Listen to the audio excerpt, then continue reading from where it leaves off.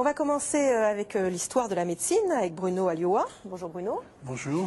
Et on va parler avec vous de la médecine arabe. Et ce qu'on va voir, c'est que notre médecine occidentale doit beaucoup à cette médecine arabe. Oui, tout à fait. La civilisation arabo-islamique a occupé une place très très importante entre le 8e et le 13e siècle, en particulier dans le domaine de la médecine et de la science. Et en fait, il faut dire qu'au même moment, il régnait en fait en Occident ce qu'on appelle un véritable obscurantisme, lié en grande partie à l'antihellénisme de l'Église, lié aux invasions barbares. Bref, les manuscrits étaient complètement en déliquescence et on ne s'en occupait absolument pas. En revanche, les médecins arabes ont très vite compris l'intérêt qu'il y avait à étudier ces manuscrits qui datent des auteurs grecs et latins. Et donc, en fait, non seulement ils les ont étudiés, mais ils les ont améliorés en apportant un petit peu ce petit plus, une rigueur, et puis un raisonnement médical tout à fait original, tout à fait logique, et un raisonnement qui était sans aucune mesure avec celui qui existait au même moment en Occident.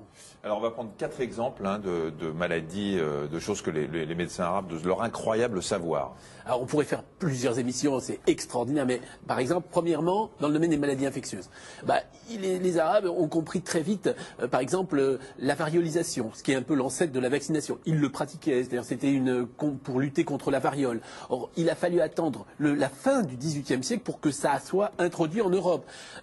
Ils ont identifié, il y avait une maladie qu'on connaît tous, la gale. On ne savait pas d'où venait la gale. Eux ont identifié que c'était dû à un petit parasite qu'on appelait le sarcope.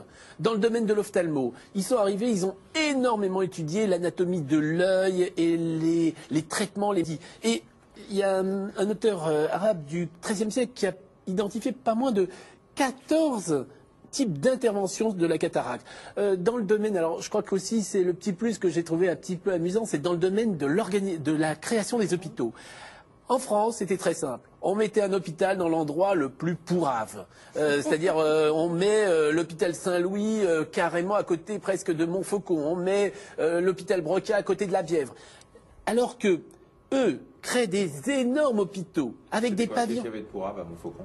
Montfaucon, c'est là où on mettait les condamnés à mort. Ah, François Villon. Bon, enfin, c'est pas grave. François Fillon, vous connaissez?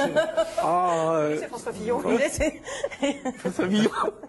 Continue. Il faut que ça monte, hein. Ouais, mais, alors, par exemple, il y a un type qui s'appelle Razès, qui est le plus grand médecin arabe, un des plus grands médecins arabes. Il y a le calife, il lui dit, je voudrais installer un hôpital à Bagdad. Comment on fait?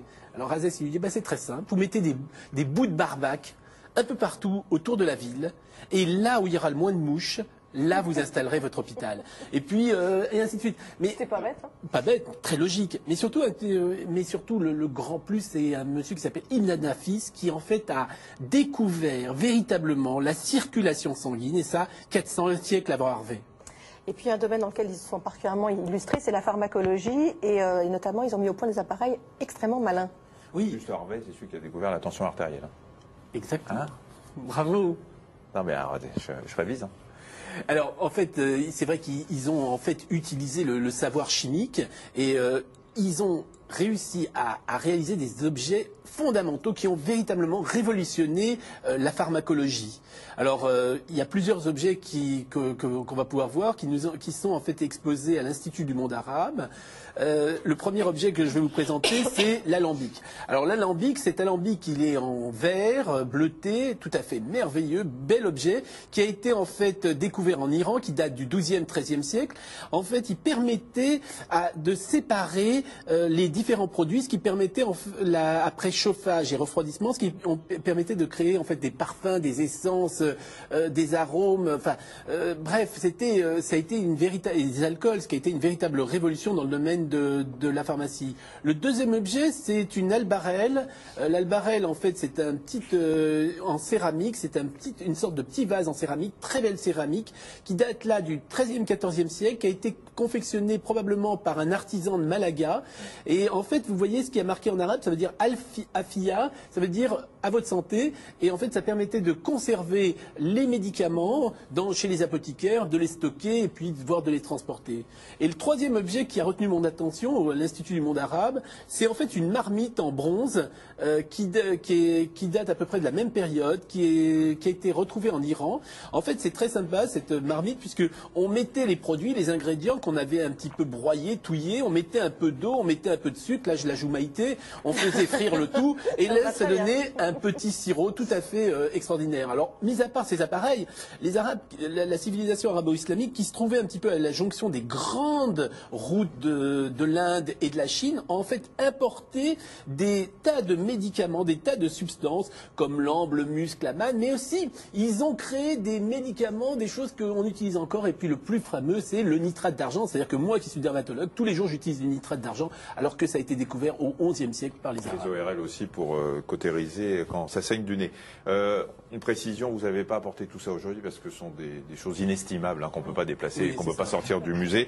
Un dernier mot, même si c'est pas évident aujourd'hui, le monde juif et le monde arabe étaient quand même très liés à une époque, et les médecins juifs ont beaucoup travaillé aussi avec les médecins arabes. Tout à fait. C'est-à-dire que les médecins juifs sont intervenus à trois niveaux. Premièrement, ils ont apporté en fait leur savoir à la médecine arabe. Le plus grand des médecins juifs, celui qui est le plus connu, qui s'appelait Moshe ben Maimon alias Maïmonide. En fait, Maïmonide était à la fois médecin et philosophe. On sait qu'aujourd'hui, toutes ses œuvres ont été écrites en arabe et non pas en hébreu. En fait, les médecins juifs sont intervenus également à deux niveaux. D'abord, ce sont eux qui ont assuré la traduction des manuscrits grecs et latins en arabe. Et puis, à partir du moment où il y a eu un déclin de la civilisation islamique, à partir de l'Espagne et puis de la faculté de médecine de Montpellier, ce sont eux qui ont retraduit de l'arabe en latin et en grec, ce qui a permis en fait une rediffusion du savoir médical à la Renaissance, savoir qui aurait été probablement complètement oublié s'il n'y avait pas eu les médecins arabes. Merci beaucoup Bruno. On remercie quand même effectivement le musée du monde arabe. Il faut y aller parce qu'il y a des choses absolument passionnantes dedans si vous êtes à Paris.